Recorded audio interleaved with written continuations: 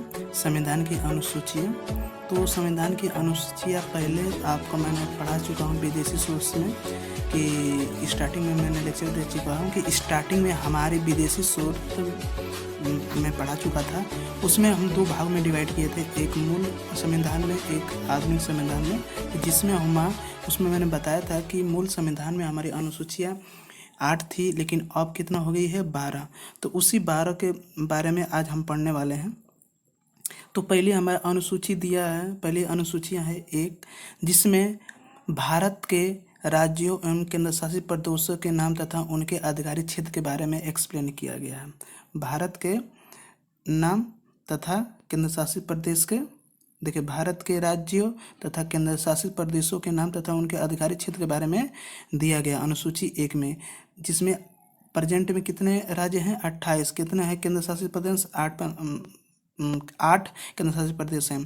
तो ये आपकी अनुसूचियाँ जो पहली अनुसूचियाँ होती है उसमें भारत के राज्यों के बारे में, उनके केंद्र शासित प्रदेशों के बारे में तथा उनके क्षेत्रफल के बारे में पूर्ण रूप से एक्सप्लेन किया है। चलते हम देखते हैं अनुसूचियाँ 2। अनुसूचियाँ 2 में आपको दिया है, अनुसूचिया 2 में भारत के विभिन्न पदाधिकारियों एवं वेतन एवं भत्तों के विषय के बारे में।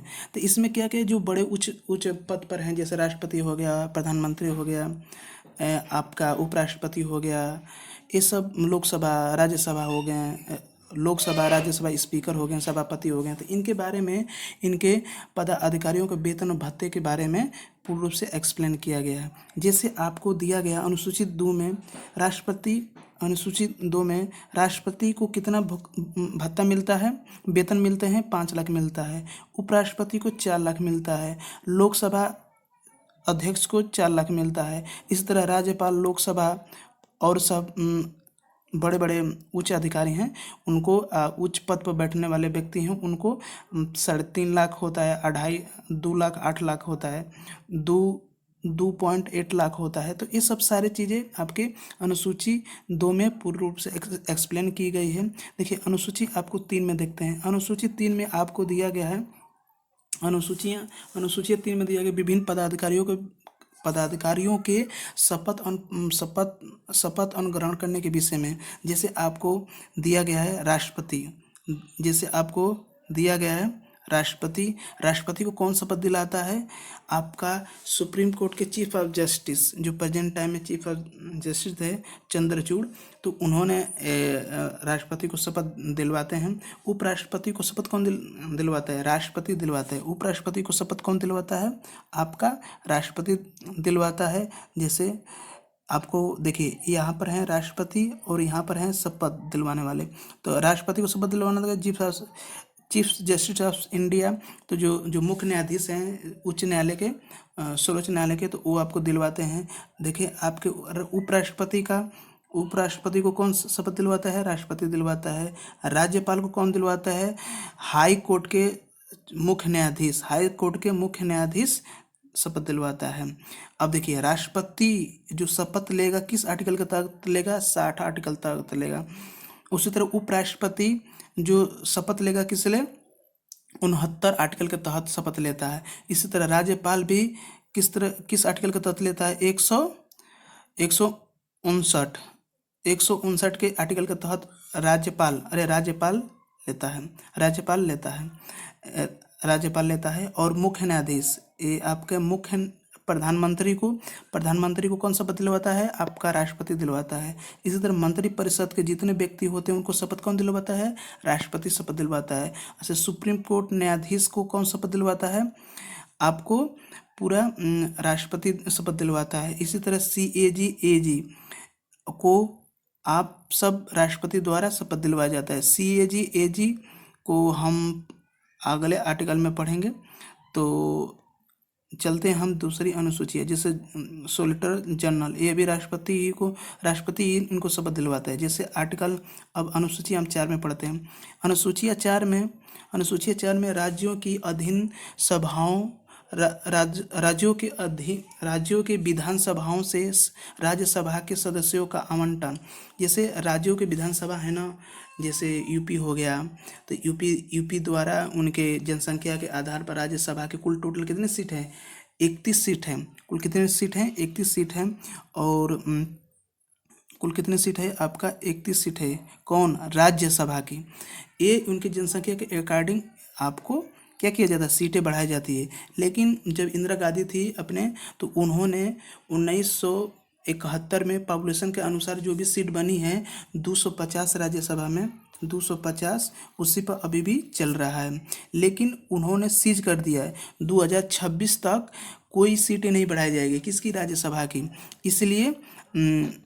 इसलिए अभी तक जनसंख्या बढ़ी है लेकिन राज्यसभा की सीटें नहीं बढ़ी हैं क्योंकि वहाँ सीज किया गया कि 2026 के बाद जनगणना होगा उसके अकॉर्डिंग हम राज्यसभा की सीटें बढ़ाएंगे। अब देखिए अनुसूचियाँ 5 में क्या क्या दिया गया है आपके अनुसूची 5 में दिया गया है आपका अनुसूचित जाति तथा अनुसूचित जनजातियों के विशेष प्रावधान, मतलब कि एससी और एसटी को विशेष प्रावधान किस अनुसूची में रखा गया अनुसूची 5 में रखा गया है। इसी तरह आप देखते हैं आपका देखते हैं अनुसूचियाँ 6 जो शेड्यूल 6 होता है ये क्या है कुछ विशेष प्रशासनिक क्षेत्रों को संवैधानिक दर्जा देना। तो जैसे विशेष उत्तरी पूर्वी जो राज्य होते हैं उनको दिया गया है। जैसे आपके कौन कौन से राज्य होते हैं आपके एटीएम का मतलब एक मतलब आसाम, टी का मतलब त्रिपुरा, एम का मतलब मेघालय और एक दूसरा एम का मतलब होता है मिजोरम। स्पेशल स्टेट उसे बोलते हैं कि जिस पर सेंट्रल का मतलब केंद्र सरकार का आपका 90% क्या करे उसमें अपना डिस्ट्रीब्यूट करे, मतलब कि जो भी कमाई होती है आपका कर से उसका उसमें योगदान किसका होता है सबसे ज़्यादा 90% आपका सेंट्रल को होता है मतलब केंद्र सरकार को होता है और 10% आपका स्टेट को होता है। तो इसलिए इनके स्पेशल कुछ उत्तरी पूर्वी राज्यों को दिया गया है जैसे असम, त्रिपुरा, मेघालय और मिजोरम। जैसे हम देखते हैं अनुसूचियाँ, अब जैसे देखते हैं हम अनुसूचियाँ 7 में या शेड्यूल 7 में आपके सूचियों के बारे में दिया गया। किसके बारे में सूचियों के बारे में। सूचियाँ 3 प्रकार की होती हैं। सूची एक संघ सूची, एक राज्य सूची, एक समवर्ती सूची। ये तीनों सूची के बारे में अनुसूचियाँ 7 में समझे मगर 7 अनुसूची 7 किसके लिए सूचियों के बारे में 3 सूचियाँ संघ सूची, राज्य सूची और समवर्ती सूची। अब देखते हैं इनके क्या क्या विषय हैं क्या क्या उनके काम होते हैं देखते हैं। अब देखिए आप एक संघ सूची है ये आपका संघ सूची है तो संघ सूची है क्या है ये आपका संघ सूची है। तो संघ सूची में केवल केंद्र सरकार द्वारा कानून बनाया जाता है टोटल मूल विषय कितनी थी पहले 97 थी लेकिन वर्तमान में कितनी हो गई हैं विषय 100 हो चुकी हैं। देखिए इस पर कौन कौन विषय पर कानून बनाया केंद्र सरकार। देखिए सेना पर, post office, bank, communication, railway, सेना, वायुसेना, जनगणना, इस सारे पर कौन कानून बनाया है आपका संघ सूची। इसको संघ सूची में रखा है तो कौन कानून बनाया है केंद्र सरकार ने कानून बनाया। इसी तरह आपका राज्य सूची में क्या क्या है पहले आपकी राज्य सूची कितनी थी मूल सूची कितनी है आपकी 66 लेकिन वर्तमान में कितनी है 61 हो गई हैं। लेकिन अब देखिए इसमें कौन कौन सा विषय है। पुलिस का कंट्रोल करना संचालन करना किसका काम है राज्य सरकार का, इसलिए राज्य सूची में रखा गया। पंचायत व्यवस्था कब चुनाव कराना है कब क्या करना है कब फंड जारी करना है सब ये राज्य देखता है। फिर उसके बाद जल को प्रोवाइड कराना, जल को मतलब कि स्वच्छ जल को ग्रामीण क्षेत्रों में प्रोवाइड करना किसका काम है आपका राज्य का काम है। शराब, पशुपालन, सिंचाई, कृषि और तीर्थ यात्रा और हॉस्पिटल, इस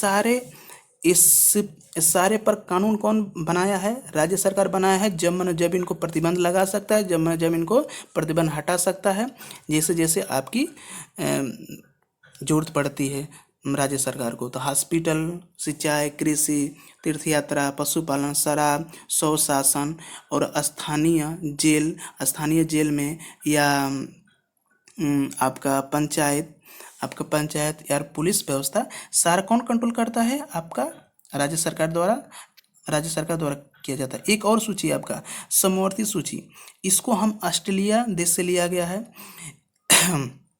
इसको ऑस्ट्रेलिया देश से लिया गया है 42वें संविधान संशोधन अकॉर्डिंग के द्वारा। समवर्ती सूची में होता क्या है, शिक्षा आर्थिक नियोजन,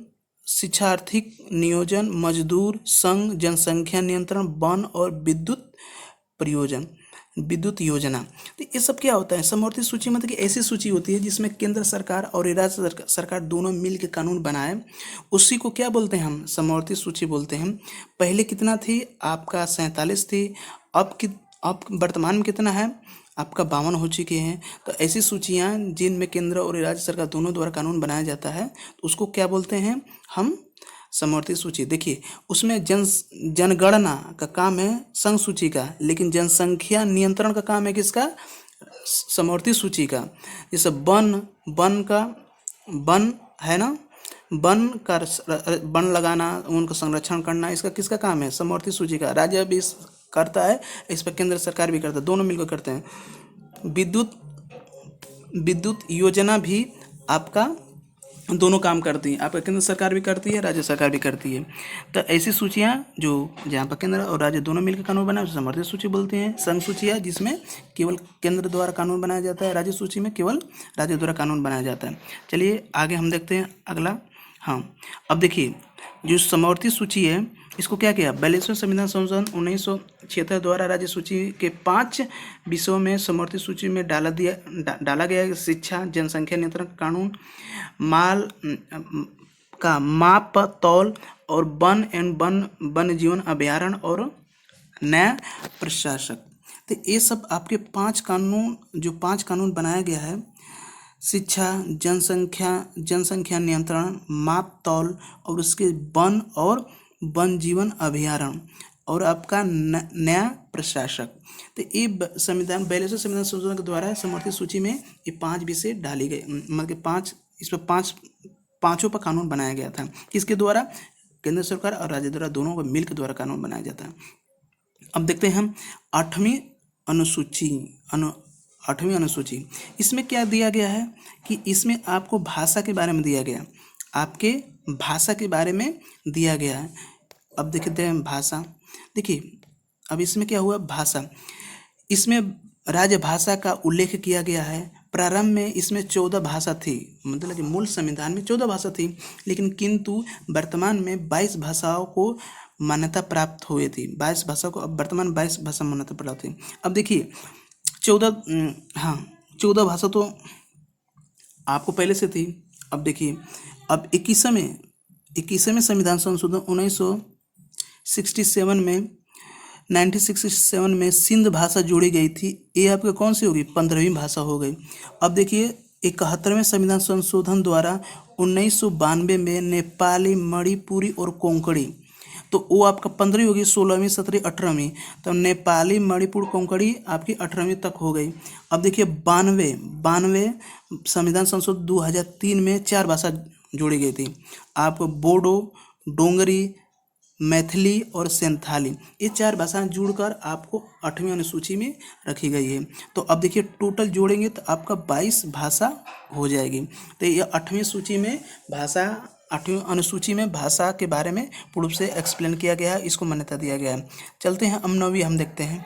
9वीं अब देखते हैं भूमि सुधार कानून। अब देखते हैं भूमि सुधार कानून। देखिए भूमि सुधार कानून, उसमें भूमि सुधार कानून ये पहला संविधान संशोधन 1951 में पहला संविधान संशोधन हुआ। उस समय हमारे पीएम कौन थे, पंडित जवाहरलाल नेहरू थे। उन्हीं के द्वारा क्या किया गया था, इस संविधान को मतलब कि इस 9वीं अनुसूची को जोड़ा गया था। बट 10वीं अनुसूची, लेकिन अब देखते हैं 10वीं अनुसूची में क्या हुआ, दल बदल कानून पर रोक। क्या हुआ कि एक बार इंदिरा गांधी की सरकारें दल बदल की वजह से क्या हो कि सरकार गिर गई। उसके वजह से जब इनके बेटे आए कौन से, श्री राजीव गांधी, उन्होंने 52वें संविधान संशोधन द्वारा 1885 में दल बदल पर कानून पर रोक लगाया, कानून लाया। उसके अनुसार ये होता था कि पहले नेताओं जीतते थे किसी पार्टी की तरफ से सीट लेकर, जैसे जीतते थे, जिस पार्टी से ज़्यादा पैसा मिलता था उसके तरफ वो क्या हो जाते थे, झुक जाते थे, और बनी बनी सरकारें ऑटोमेटिक गिर जाती थी, जिससे भारत सरकार को बड़ा नुकसान होता था। जिसमें कोई भी मतलब कि कोई भी किसी पार्टी से टिकट लिया पैसा देकर और जीता और दूसरे पार्टी में चला जाता था, इससे जिससे कि सरकारें अचानक गिर जाती थी और पता भी नहीं चलता था। तो इसी को समाधान लाने के लिए दल बदल कानून लगाया। 10वीं अनुसूची दल बदल कानून के द्वारा आपका इंगित किया गया है। अच्छा, अब देखते हैं उस समय राजीव गांधी ने किया था। अब देखें 11वीं सूची, 11वीं अनुसूची। 11वीं अनुसूची आप किसके लिए, पंचायती राज व्यवस्था के बारे में पूर्व से दिया गया है। इस अनुसूची में पंचायती राज व्यवस्था को संवैधानिक दर्जा प्राप्त हुआ, जिसमें किसमें, हाँ 11वीं अनुसूची में क्या हुआ, इसमें 73वें संविधान संशोधन 1992 में इसको जोड़ा गया संविधान में, और उस समय पीएम कौन थे, पीवी नरसिम्हा राव ने इन्हें जोड़ा था, और उन्हीं के शासनकाल में ये अनुसूची जोड़ी गई थी। पंचायत व्यवस्था को संवैधानिक दर्जा दिया गया था। अब देखो, अब क्या हुआ कि 11वीं अनुसूची में तो जोड़ दिया गया संविधान पंचायती राज व्यवस्था को, बट इसको भाग 9 में रखा गया, इसको भाग 9 में रखा गया, और आर्टिकल 243 ए से ओ तक जितने आर्टिकल आते हैं उसमें संविधान, उस आर्टिकल में पंचायती राज व्यवस्था का पूरा कार्य के बारे में दिया गया है। तो पहला पूछेगा कि पहला पंचायती राज व्यवस्था किस राज्य में बना। पहला पंचायती राज व्यवस्था लागू किया गया राजस्थान के नागौर जिले से शुरू हुआ था, लेकिन दूसरा कौन है, आंध्र प्रदेश से।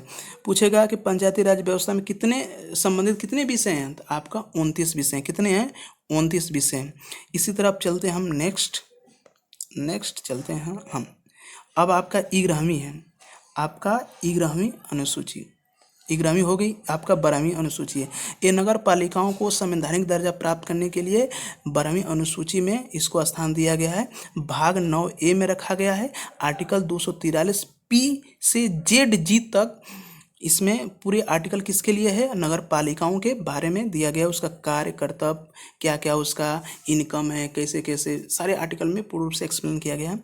जब वहाँ पर चलेंगे वहाँ पर एक्सप्लेन किया जाएगा। देखिए ये कौन से संविधान संशोधन के द्वारा, 74वें संविधान संशोधन द्वारा 1992 में इसको 12वीं अनुसूची को जोड़ा गया, जिस उस समय कौन से पीएम थे, पीवी नरसिम्हा राव थे।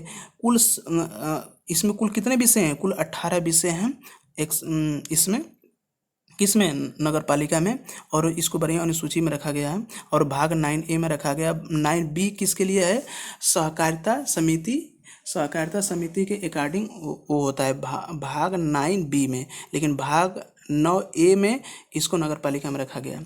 ठीक है, थोड़ा सा अब देखते हैं पूरे अनुसूचियों को। मैंने एक छोटे से डायग्राम में आपको क्या किया हूँ, पूरे समराइज किया हूँ। आप इसको देख लीजिए, बहुत बढ़िया से मैं समराइज किया हूँ कि पूरे चीज़ को आपको एक ही छोटे मतलब एक छोटे डायग्राम में पूरा याद हो जाए। देखिए पहली अनुसूची, एक बार हम रिपीट कर देते हैं। पहली अनुसूची भारत के राज्यों और केंद्र शासित प्रदेशों के नाम, उनके क्षेत्रों के अधिकार के बारे में दिया गया है। दूसरी अनुसूची किसके लिए, भारत के विभिन्न पदाधिकारियों को भत्ते और उनके वेतन और भत्ते के विषय के बारे में दिया गया है। लेकिन तीसरी अनुसूची विभिन्न पदाधिकारियों के शपथ ग्रहण के बारे में दिया गया है। चौथी अनुसूची राज्यों के विधानसभाओं के राज्यों द्वारा सदस्यों का आवंटन के बारे में दिया गया है। चौथी अनुसूची किस में दिया है, अनुसूची SC ST के विशेष प्रावधान के बारे में दिया गया है। आपका 5वीं दिया है कुछ, 5वीं आपका हाँ SC ST के बारे में दिया गया है। लेकिन 6वीं आपका किसके लिए है, विशेष प्रशासनिक क्षेत्रों के जो उत्तरी पूर्व के जो राज्य हैं, कौन कौन, मिजोरम आसाम, त्रिपुरा, मिजोरम, मेघालय, ये जो 4 राज्य थे जो उनकी स्पेशल दर्जा दिया गया है, किसके अनुसूची के द्वारा, 6 अनुसूची के द्वारा। 7वीं अनुसूची किसके, संविधान की सूचियों के बारे में, जैसे संघ सूची, राज्य सूची और समवर्ती सूची के बारे में दिया गया है। देखिए 8वीं अनुसूची किसके बारे में, भाषाओं के बारे में दिया गया है। 9वीं भूमि सुधार कानून के लिए, 10वीं दल बदल कानून के लिए, 11वीं पंचायती राज व्यवस्था को संवैधानिक दर्जा प्राप्त हुआ। फिर 12वीं किसके लिए है, नगर पालिका को संवैधानिक दर्जा प्राप्त हुआ। तो ये आपका छोटा सा डायग्राम है, इसको आप देख लीजिएगा। और इसके बाद अगला हम ले आएंगे, अब आर्टिकल ले आएंगे। देखिएगा, चैनल को शेयर कीजिए, सब्सक्राइब कीजिए और मुझे सपोर्ट कीजिए। थैंक्स, धन्यवाद देखने के लिए।